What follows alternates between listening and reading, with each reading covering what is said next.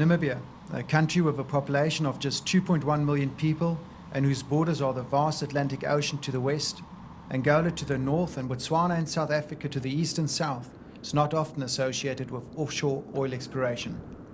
But as oil is becoming harder to find with ever-increasing prices, Namibia is fast becoming one of the new frontiers for offshore exploration companies throughout the world.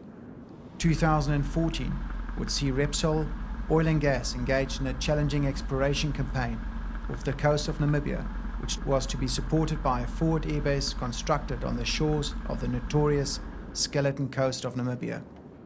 The job of changing a hostile desert environment into a functional airport for both helicopters and fixed wing to international OGP standards was given to BayAir Aviation, a Namibian-based company which specializes in logistic aviation solutions to the offshore industry.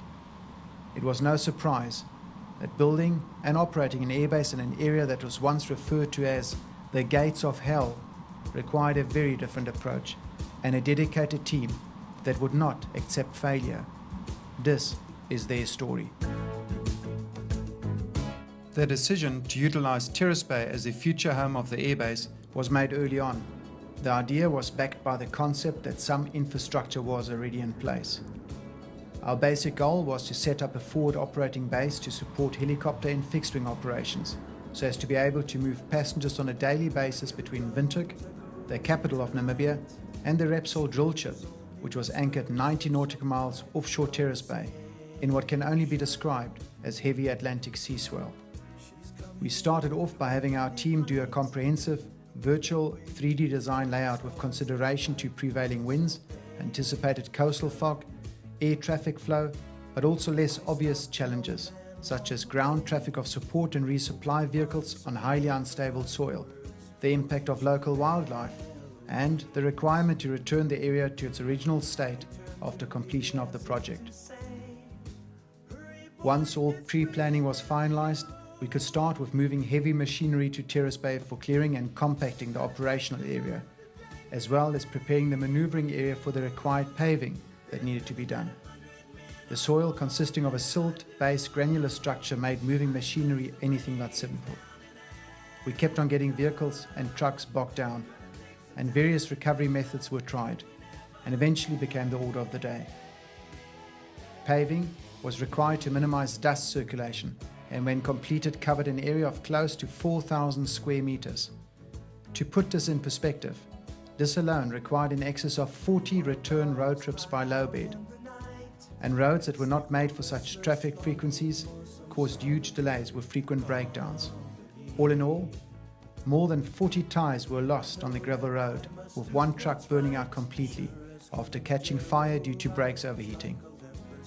Phase 4 was concentrating on completing access roads and taxiways, as well as to prepare concrete foundations for the main carrier beams of the envisioned hangar. The bonus here was that the paved area went a long way in ensuring easier offloading for the trucks, which by now were arriving frequently at the airbase.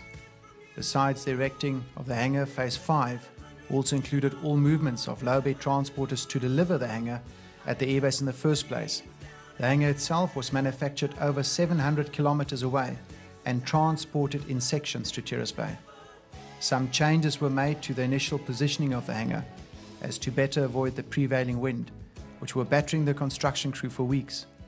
This change alone created better shelter and reduced the amount of sand that was being blown inside the structure. Phase 6 was initiated once the final start date for the exploration project was confirmed.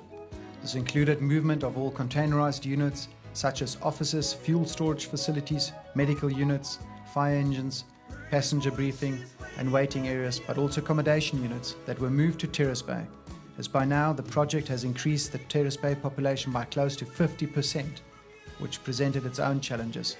It soon became apparent that what little infrastructure was present was hopelessly overloaded, resulting in us not only improving our airbase but also the Terrace Bay accommodation units. Amongst additional accommodation and ablution blocks, this also included moving 30,000-litre water tanks to and from Terrace Bay on a weekly basis. Final runway preparation, together with the fitment of night landing reflectors, allowing for night VFR emergency operations, which were crucial to the project, saw us ahead of schedule, allowing for a thorough pre-base inspection by our internal safety and quality staff, allowing for any final changes to be made.